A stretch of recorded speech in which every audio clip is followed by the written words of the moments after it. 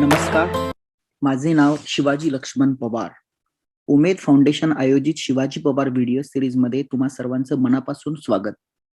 मी सध्या अमेरिकेत कॅलिफोर्निया राज्यामध्ये ॲपल कंपनीमध्ये चिप डिझाईन इंजिनियर म्हणून काम करत आहे. अमेरिकेतील उच्च शिक्षणाच्या संधी या विषयावर ही व्हिडिओ सिरीज आयोजित आहे. भारत ते अमेरिका हा प्रवास जवळपास 18,000 किलोमीटरचा म्हणजे जवळपास विमानाने 24 तासांचा आहे. भारतामधून ग्रॅज्युएशन झाल्यानंतर अमेरिकेमधून जर तुम्हाला उच्च शिक्षण घ्यायचं असेल, तर आपल्याला 10वी, 12वी आणि ग्रॅज्युएशन या वेगवेगळ्या टप्प्यामध्ये भारतामधून काय-काय शिकायची गरज आहे, हे आपण या व्हिडिओ सीरीजच्या माध्यमाने शिकणार आहोत.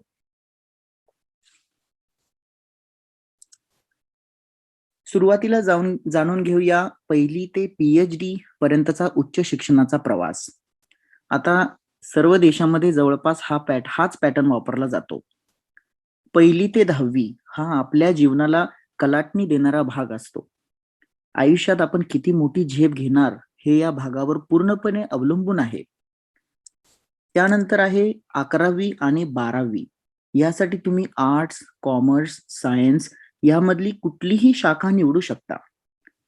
12वी नंतर आहे ग्रॅज्युएशन. काही शाखांमधून ग्रॅज्युएशन करायला 3 वर्ष लागतात, काही मधून 4 वर्ष लागतात. उदाहरणार्थ BA म्हणजे बॅचलर ऑफ आर्ट्स आणि BCom बॅचलर ऑफ कॉमर्स आणि BSc म्हणजे बॅचलर ऑफ सायन्स. यामधून ग्रॅज्युएशन करायचं असेल तर तुम्हाला 3 वर्ष लागतात.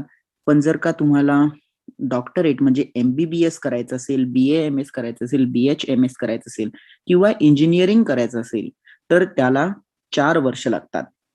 ग्रॅज्युएशन कंप्लीट झाल्यानंतर तुम्हाला बॅचलर्स डिग्री मिळते, जसं की BA, BCom, BTech, MBBS. आता इथून पुढचं जे उच्च शिक्षण आहे ते तुम्ही भारतामध्ये करू शकता किंवा इतर कोणत्याही देशामध्ये जाऊन करू शकता.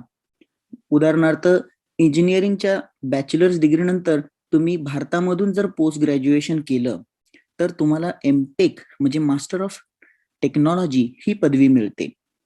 आणि तेच तुम्ही अमेरिकेमधून केलं तर तुम्हाला MS म्हणजे master of science he degree मिळते. MS किंवा MTech नंतर तुम्हाला अजून 3 वर्षे अजून जर पुढे शिकता आलं 3 वर्षे तर तुम्हाला जगामधील शिक्षण क्षेत्रामधील सगळ्यात उच्च डिग्री म्हणजे PhD डॉक्टर ऑफ फिलॉसॉफी ही तुम्हाला मिळू शकते. आता काही देशांमध्ये हा जो प्रकार आहे तो वेगवेगळ्या नावाने संबोधला जातो आणि इव्हन भारतामध्ये जर तुम्हाला इंजिनिअरिंग करायचं असेल तर 11वी 12वी 2 वर्षे आणि नंतर 4 वर्षे इंजिनिअरिंग असं करू शकता किंवा काही मुलं 10वी नंतर 3 वर्षे डिप्लोमा करतात आणि त्याच्यानंतर त्यांना इंजिनिअरिंगच्या दुसऱ्या वर्षाला डायरेक्ट ऍडमिशन मिळतं आणि नंतर पुढची 3 वर्षे. म्हणजे जर तुम्ही विचार केला 10वी नंतर किती वेळ लागणार इंजिनिअरिंगची बॅचलर्स डिग्री मिळवायला, तर तुम्ही 11वी 12वीचा मार्ग अवलंबला तरी सुद्धा तुम्हाला 6 वर्षच लागणार आणि डिप्लोमा आणि इंजिनिअरिंग केलं तरी सुद्धा 3 आणि 3 अशी 6 वर्षच लागतात. आता जर तुम्हाला शेवटचा पल्ला गाठायचा असेल तर तुम्हाला मुळापासून सुरुवात करायला पाहिजे. आजच्या भागामध्ये आपण 1ली ते 10वी या टप्प्यामध्ये काय काय शिकणं गरजेचं आहे या विषयावर बोलणार आहोत. पहिला पार्ट आहे की कॉन्सेप्ट क्लिअर असणे पाहिजे, म्हणजे पाठांतर न करणे आणि गोष्टी समजून घेणे. आता काय होतं, खूप मुलं मुली परीक्षेत जास्त मार्क पाडण्यासाठी पाठांतरावर जोर देतात, पण त्यामुळे आपण जे शिकतोय ते आपल्याला मनापासून समजलं आहे का नाही याकडे दुर्लक्ष करतात. याचा त्यांना 10वी नंतरच्या भविष्यामध्ये खूप पश्चाताप होतो. जर तुम्ही मराठी माध्यमातून 10वीचं शिक्षण घेतलं आणि गोष्टी न समजता फक्त मार्क्ससाठी पाठ केल्या तर तुम्ही 11वी मध्ये गेल्यानंतर जेव्हा तुम्ही सर्व गोष्टी इंग्रजीमधून शिकायच्या असतात तेव्हा तुम्हाला खूप अवघड जाईल. त्यामुळे कुठलीही गोष्ट पाठ करू नका, समजून घ्या, इतरांना विचारा आणि तुमच्या भाषेमध्ये परीक्षेत उत्तर लिहा. उदाहरण देऊ इच्छितो मी, जर तुम्ही न्यूटनचा नियम जो आहे पहिला नियम तो जर तुम्ही फक्त पाठ केला, जो म्हणतो की 2 मोठ्या गोष्टी त्यांच्या वजनानुसार आणि त्यांच्या डिस्टन्सनुसार एकमेकांना त्या ताकदीने ओढत राहतात, आणि जर तुम्ही ह्याचा वापर असा केला की हो बरोबर आहे कारण पृथ्वी आणि चंद्र हे न्यूटनच्या नियमानुसार एकमेकांना ओढतात कारण ते दोघेही वजनदार आहेत आणि त्यांच्यामध्ये थोडंसं डिस्टन्स आहे. जेवढं डिस्टन्स आहे त्यानुसार त्यांच्यामधला जो ओढण्याचा फोर्स आहे तो वेगळा असतो. पण तुम्ही ह्याच्या पलीकडे जाऊन सुद्धा विचार करणं गरजेचं आहे, की जर पृथ्वी आणि चंद्र एकमेकांना ओढत असतील, तर मग चंद्र पृथ्वीमध्ये येऊन पडत का नाही?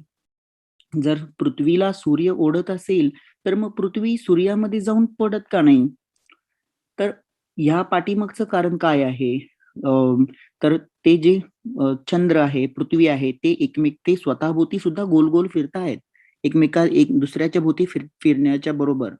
तर तो जो ग्रह आहे, तो स्वतःभोवती फिरण्याची जी व्हेलॉसिटी आहे, जी गती आहे, ती किती असायला पाहिजे, की जेणेकरून तो जो ग्रह आहे, तो जो की चंद्र आहे, तो पृथ्वीमध्ये पण नाही पडला पाहिजे आणि पृथ्वीला सोडून पण नाही गेला पाहिजे. तर या सगळ्या गोष्टी विज्ञानाच्या साहाय्याने तुम्ही शिकू शकता. तुम्ही असा पण विचार करायला पाहिजे, की आकाश निळं का आहे? अ, सूर्यकिरण किंवा इंद्रधनुष्य 7 कलरचं पडतं त्यावेळेस नक्की आकाशामध्ये कुठल्या-कुठल्या गोष्टी होतात. म्हणजे अशा प्रकारे तुम्ही गोष्टी समजून घ्या. दुसरी गोष्ट मला महत्त्वाची वाटते म्हणजे इंग्लिश लँग्वेज फ्लुएन्सी म्हणजे इंग्रजी भाषेवरील प्रभुत्व. आता अमेरिकेमध्ये जे उच्च शिक्षण आहे, हे सर्व इंग्रजी भाषेमधूनच आहे. इव्हन भारतामध्ये सुद्धा 11वी सायन्स पासूनचं पुढचं शिक्षण आहे ते इंग्रजी भाषेमधूनच आहे. त्यामुळे तुम्ही 1ली ते 10वी या काळात जर इंग्रजी भाषेवर प्रभुत्व तुम्हाला मिळवायची खूप गरज आहे. कमीत कमी पुढचा माणूस इंग्रजीमधून काय बोलतोय हे तरी आपल्याला समजलं पाहिजे. आणि आपल्याला जे बोलायचं आहे, ते साध्या सोप्या शब्दाचा वापर करून आपल्याला बोलता आलं पाहिजे. इंग्रजी सुधारण्यासाठी पुस्तकं वाचा, शिक्षकांची मदत घ्या, वर्तमानपत्र वाचा आणि सगळ्यात महत्त्वाचं म्हणजे रोज-रोज प्रॅक्टिस करा. कोणी काय बोलेल ह्याचा विचार करू नका, पण स्वतःला इम्प्रूव्ह करायचा प्रयत्न करा. पुढची गोष्ट आहे प्रॅक्टिकल ॲप्लिकेशन म्हणजे शिकलेल्या ज्या गोष्टी आहेत त्यांचा दैनंदिन जीवनामध्ये वापर करणे. मला सांगावसं वाटतं, की अमेरिकेतल्या शाळांमध्ये मुलांचा सर्वांगीण जो विकास आहे, तो 3 गोष्टींवरून ठरवला जातो. पहिली गोष्ट म्हणजे तुम्हाला शाळेमध्ये मार्क्स किती मिळतात परीक्षेमध्ये. दुसरा पॉइंट असतो म्हणजे तुम्ही स्पोर्ट्स म्हणजे शालेय खेळ जे आहेत, त्याच्यामध्ये किती यशस्वी होता, त्याच्यामधून सुद्धा त्यांना गुण मिळतात. आणि तिसरी गोष्ट महत्त्वाची म्हणजे तुम्ही समाजामध्ये किती तास स्वयंसेवक म्हणून काम केलेलं आहे. हो, बरोबर. शाळेमध्ये असताना सुद्धा ते त्या मुलांचे स्वयंसेवकपणाचे जे तास आहेत, किती त्यांनी तास काम केलेलं आहे त्या 10 वर्षामध्ये, हा सुद्धा एक पॅरामीटर असतो त्यांच्या आयुष्यामध्ये पुढे सक्सीड होण्यासाठी, पुढे जॉब लागण्यासाठी, पुढे चांगल्या कॉलेजला ॲडमिशन मिळण्यासाठी.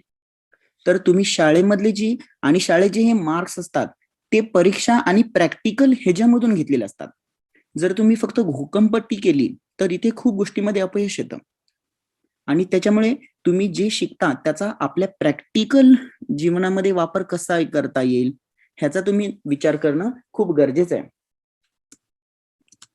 पुढची गोष्ट शिक्षणासाठी खेळाचा त्याग करू नये. आता काय होतं, की मी बघतो, की 9वी पर्यंत मुलं खूप खेळतात, वेगवेगळे खेळ खेळतात. पण ज्यावेळेस 10वी मुलगा पोहोचतो, त्यावेळेस त्याचे आई-वडील म्हणतात, की "आता सगळं खेळ बंद कर आणि आता शिक्षणाच्या पाठीमागे लाग, कारण तुला शिकून मोठं व्हायचंय." तर खूप मुलं जी असतात, ती 10वी नंतर खेळ खेळणं पूर्णपणे बंद करतात. तसं अजिबात करू नका. व्यायाम आणि खेळ हा पाहिजेच. कदाचित या गोष्टीमुळेच मला असं वाटते, की 135 करोड लोकसंख्या असून सुद्धा आपल्याला भारत देशाला ऑलिम्पिकमध्ये दरवर्षी खूप सुवर्ण पदकं मिळतात. गोल्ड मेडल खूप कमी मिळतात. कंपेअर्ड टू अदर कंट्रीज ज्यांची लोकसंख्या खूप कमी आहे, पण त्यांना खूप गोल्ड मेडल्स मिळतात.